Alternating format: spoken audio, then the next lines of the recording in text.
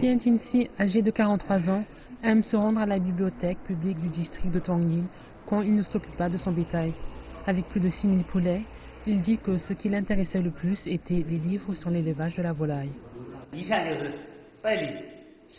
Initialement, je ne savais rien des maladies des poulets. Il y a 2 ans, j'ai lu un livre sur les différents types de virus et leurs différents symptômes. Ils m'ont aidé à comprendre ces maladies et les moyens de les soigner. Après des années d'études, Lian est presque un spécialiste de l'élevage des volailles, ainsi que l'un des fermiers les plus riches de son village. Il gagne plus de 100 000 yuans par an. D'autres ont également bénéficié de la lecture. Une mère de 2 enfants, Meng Yingjie, a dit que la lecture l'aidait à éduquer ses enfants. Je ne savais pas préparer avant. Les livres ont beaucoup de recettes. J'ai aussi appris à raconter des histoires à mes enfants, surtout quand ils étaient petits, et à mesurer la quantité de nourriture qu'il leur fallait, et bien d'autres choses. La bibliothèque est située dans le centre de services communautaires, à une distance de marche des maisons de Jinsi et de Yingjie. La bibliothèque contient à présent plus de 2000 livres ayant des collections à jour allant de l'agriculture et de la littérature à l'éducation et au mode de vie.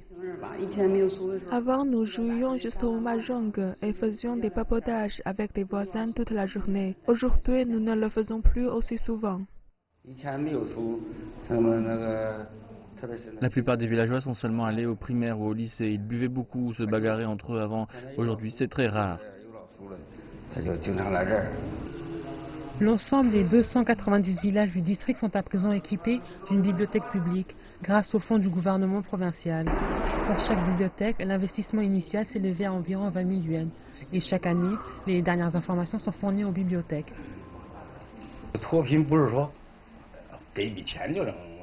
Le gouvernement provincial planifie de construire des bibliothèques dans plus d'écoles rurales. En aidant les générations futures, il pense pouvoir changer le paysage culturel de ces villages ruraux. Le gouvernement provincial planifie de construire des bibliothèques dans plus d'écoles rurales. En aidant les générations futures, il pense pouvoir changer le paysage culturel de ces villages ruraux.